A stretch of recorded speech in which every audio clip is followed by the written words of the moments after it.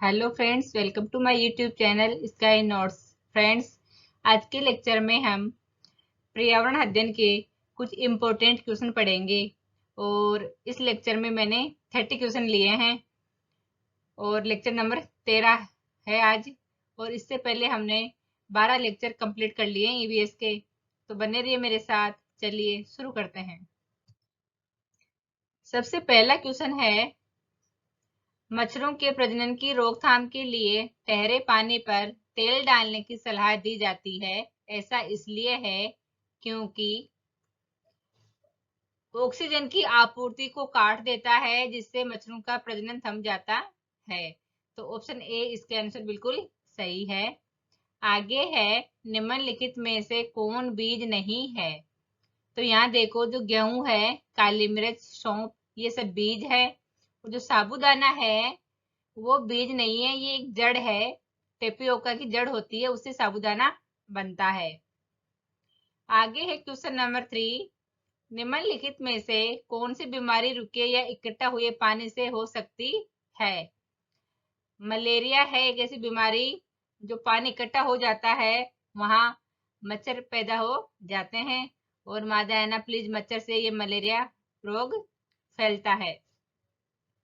तो option number A इसका answer बिल्कुल सही है। आगे चलते हैं क्वेश्चन नंबर 4। उस वैज्ञानिक का क्या नाम है जिसने सर्वप्रथम मच्छर के पेट के अंदर ताक झांक की और यह सिद्ध किया कि मलेरिया मच्छर से फैलता है, तथा इस अनुसंधान के लिए दिसंबर 1902 में चिकित्सा के क्षेत्र में नोबेल पुरस्कार दिया गया। उस वैज्ञानिक का नाम है रोनाल्ड रोश। ऑप्शन ए इसका आंसर बिल्कुल सही है।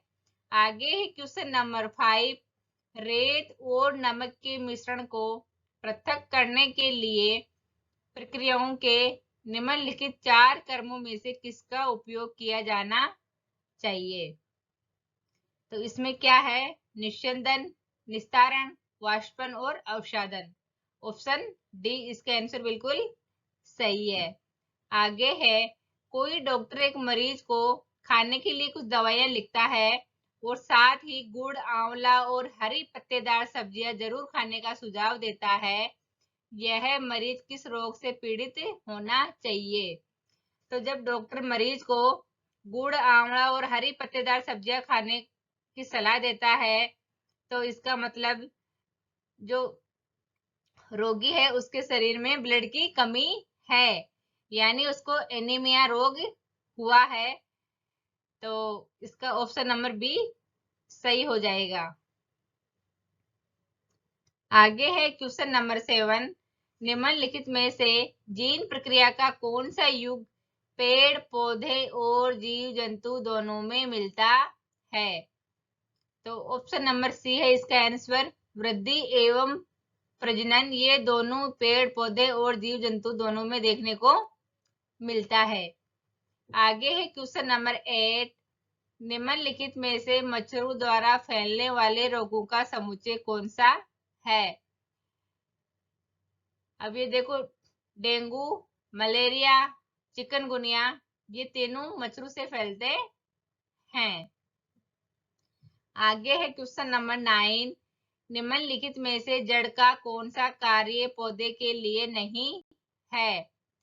ह्यूमस प्रदान करना जड़ का कार्य नहीं है। ऑप्शन बी इसका आंसर बिल्कुल सही है।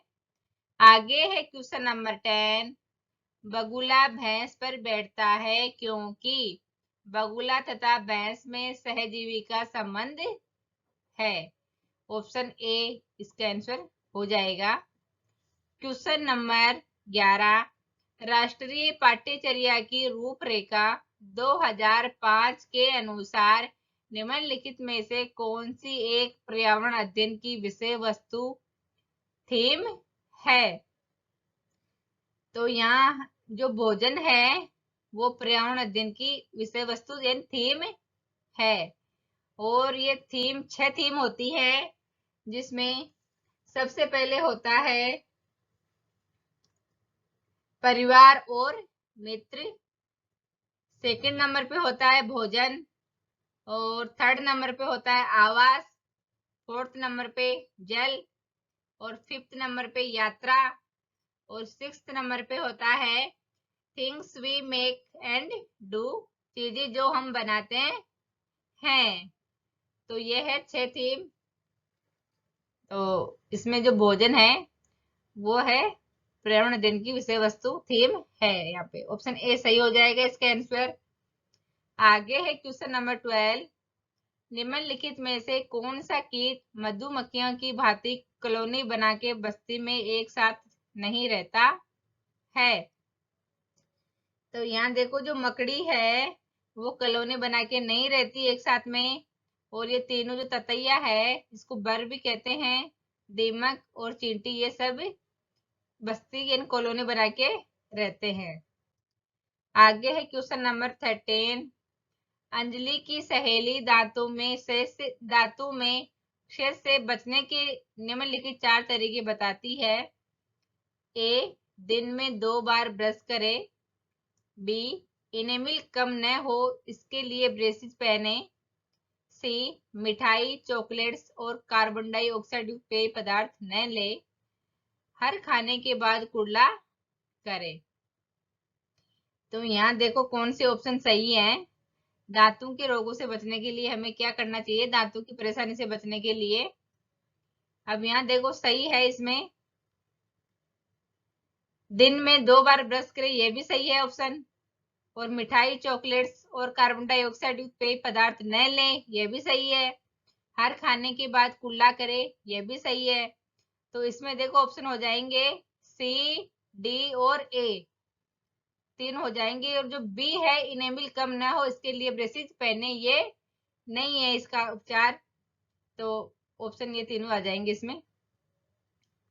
आगे है खालिस्तान के लिए मछली घर एक्वेरियम में हवा वाला पंप रखा जाता है अधिक ऑक्सीजन को पानी में घुलने देने से। इसके लिए हवा वाला पंप रखा जाता है। ऑप्शन बी इसका आंसर बिल्कुल सही है। आगे है क्वेश्चन नंबर 15। जब एक मछली को पहले से उबले लेकिन कमरे के तापमान पर ठंडे किए गए पानी से भरे एक्वेरियम में डाला जाता है तो वह मर जाती है।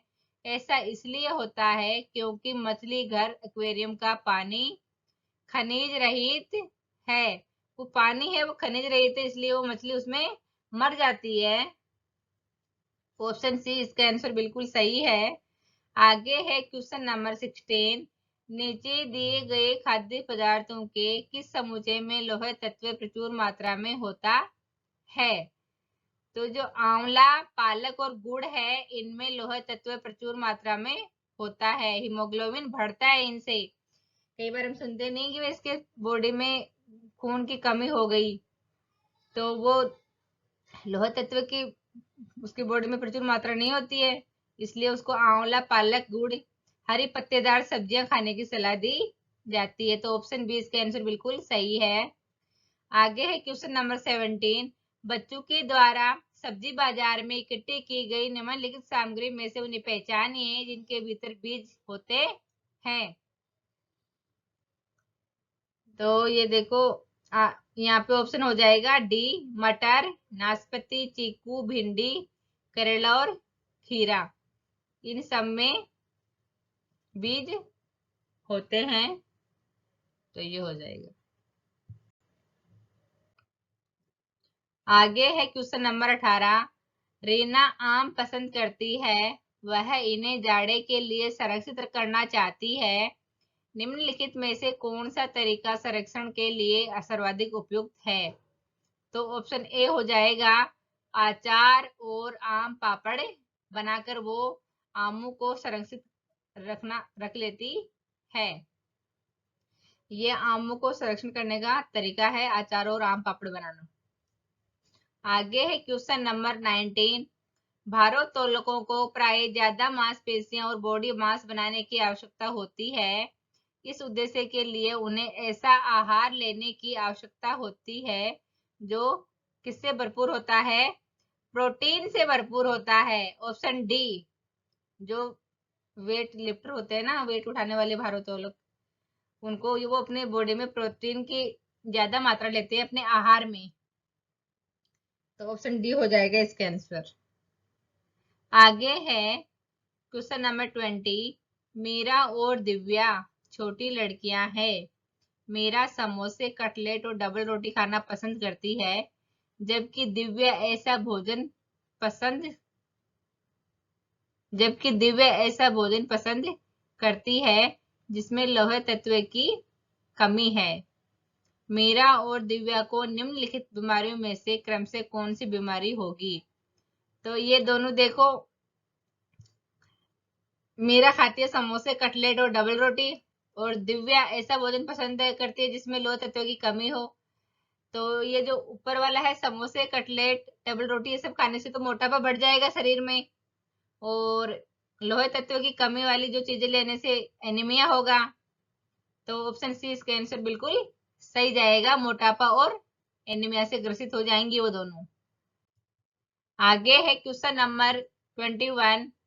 यह पढ़ाते समय कि कुछ समय के लिए खाद्य पदार्थों को किस तरह ताजा रखा जा सकता है। राधा अपनी कक्षा में निम्नलिखित अनेक तकनीकी की प्रगणना करती है। उसे कटोरी में रखती है तथा कटोरी को एक खुले बर्तन में रख देती है जिसमें ठंडा पानी है। उसे गीले कपड़े में लपेट देती है। उसे धूप में खुला फैला देती है। उसे छोटे छोटे टुकड़ों में काटती है और अंधेरे में रख देती है। उपयुक्त तकनीक बी व निम्नलिखित किस खाद्य पदार्थ की ओर संकेत कर रही है? तो देखो ये जो तकनीक है, बी वाला ऑप्शन है, वो किस खाद्य पदार्थ की ओर संकेत कर रहा है? तो वो कर रही है हरा धनिया। जो हरा धनिया होता है उसको हम गीले कपड़े में लपेट के रखते हैं ना भाई, वो ताजा रहे। हम सब्जी लेने जाते हैं सब्जी मार्केट में, तो वो ठेले वाला उसको एक बोरी की उसमें लपेट के रखता है, बोरी के टुकड़े को गीला करके और उसमें लपेट के रख देता है उसको, तो वो ताजा बना रहता है हरा धनिया। तो ऑप्शन बी इसका आंसर बिल्कुल सही जाएगा। आगे है क्वेश्चन नंबर 22। निम्नलिखित में से भोजन बनाने का कौन सा तरीका अच्छा है? तो इसमें देखो ऑप्शन डी सही है इसका आंसर। सब्जियों को अच्छी तरह से धोना चाहिए और फिर उनको काटना चाहिए। अच्छी तरह से धोएंगे तो हम उसके अंदर जो गंदगी होगी वो साफ हो जाएगी, और फिर काट के सब्जी बना लेनी चाहिए। आगे है क्वेश्चन नंबर 23। पसंद नापसंद के बारे में चर्चा करते समय किसी छात्र ने कहा, मुझे और मेरी माँ दोनों को सांप खाना बहुत पसंद है। जब भी हमारे सांप खाने की इच्छा होती है हम पास के किसी होटल में जाकर लिंगू फेन खाते हैं। यह छात्र कहाँ का हो सकता है? तो यह छात्र केरल का हो सकता है, और वहां सांप से बनी एक डिश खाई जाती है जिसका नाम है लिंगू फेन। एग्जाम में कई बार ये क्वेश्चन पूछा गया है। आगे है क्वेश्चन नंबर, ये गलत कैसे आ गया क्वेश्चन नंबर, यहाँ पे 24 आना चाहिए यहाँ पे। कक्षा 3 के विद्यार्थियों को भोजन का पाठ पढ़ाते समय अंजलि भोजन संबंधित आदतों में सांस्कृतिक क्षेत्रीय विविधता पर विशेष ध्यान देना चाहती है। नीचे दिए गए अधिगम अवसरों में किसके द्वारा विद्यार्थियों को वांछित जानकारी दी जा सकती है? इसके लिए ऑप्शन बी सही होगा। विभिन्न क्षेत्रों संस्कृतियों के विद्यार्थियों से उनके घरों में खाए जाने वाले भोजन मंगाकर प्रदर्शित करना और सहपाठियों से सूचनाओं का आदान प्रदान करना। इसके द्वारा विद्यार्थियों को वांछित जानकारी दी जा सकती है। स्कूल में जो कम्युनिटी लंच होता है साल में एक बार, वहां उसमें बच्चों को अपने स्टेट की वेशभूषा पहनने को दी जाती है, और वहां उस स्टेट में कौन सा खाना खाया जाता है तो वो खाना लेके जाते हैं लंच में। वो इसीलिए होता है कि सब बच्चों को पता चले कि कौन सी जगह का कौन सा खाना है। आगे है क्वेश्चन नंबर 25। पके हुए चावल रेफ्रिजरेटर में अपेक्षाकृत लंबे समय तक परिरक्षित किए जा सकते हैं क्योंकि कम तापमान पर रोगाणु निष्क्रिय हो जाते हैं। ऑप्शन बी इसका आंसर बिल्कुल सही जाएगा। आगे है क्वेश्चन नंबर 26। कांसा, ब्रांच, दो धातुओं का मिश्रण है, ये दो धातुएं हैं तांबा और टिन से मिलकर कांसा बनता है। ऑप्शन ए इसका आंसर बिल्कुल सही है। आगे है निम्नलिखित में से कौन सा पक्षी कैक्टस पौधे के कांटों के बीच अपना घोंसला बनाता है। जो पाखता होता है वो कैक्टस पौधे के कांटों के बीच में अपना घोंसला बनाता है। ऑप्शन ए इसका आंसर बिल्कुल सही है। आगे है क्वेश्चन नंबर 28। पोचमपल्ली एक गांव है। यह गांव एक विशेष प्रकार के कपड़े की बुनाई के लिए प्रसिद्ध है और इसे भी पोचमपल्ली ही कहते हैं। ये गांव निम्नलिखित में से किसका भाग है। यह है आंध्र प्रदेश का, और ये वाला क्वेश्चन स्टेट में कई बार पूछ लिया गया है, तो ऑप्शन नंबर सी हो जाएगा इसका आंसर। आगे है क्वेश्चन नंबर 29। कांसे के बारे में सही कथन चुनिए। कांसा लोहे, चांदी तथा श्रवण की भांति तत्व है। गलत है ये। कांसे को तांबा तथा टिन से पिघलाकर तैयार किया जाता है। बिल्कुल सही है। कांसा अत्यंत मजबूत होता है, इससे तोप तथा मूर्तियां बनाई जाती है। बिल्कुल सही है। कांसे के बर्तन एल्यूमिनियम के बर्तनों की तुलना में हल्के और अधिक मजबूत होते हैं। ये भी गलत है, तो इसमें ऑप्शन बी और सी सही हो जाएंगे इसके। आगे है क्वेश्चन नंबर 30। खाद्य संरक्षण के लिए निम्नलिखित में से कौन सा जोड़ा ठीक नहीं है। इसके लिए हम आलू और चिप्स है उनको भी संरक्षित कर सकते हैं, सेब और जैम को भी कर सकते हैं, कच्चे आम का अचार होता है उसको भी हम कर सकते हैं संरक्षित, लेकिन दूध और पनीर को हम नहीं कर सकते। इसको एक दो दिन के लिए कर सकते हैं, फिर बाद में खराब हो जाते हैं। तो ऑप्शन ये हो जाएगा, इसका आंसर सी हो जाएगा, दूध और पनीर हो जाएगा यहाँ पे। तो फ्रेंड्स, आज हमने ईवीएस के 30 क्वेश्चन कंप्लीट किए हैं और इम्पोर्टेंट क्वेश्चन हैं। आई होप आपको ये क्वेश्चन अच्छे से समझ में आ गए होंगे। मिलते हैं अगली क्लास में एक नए टॉपिक के साथ में, और थैंक यू।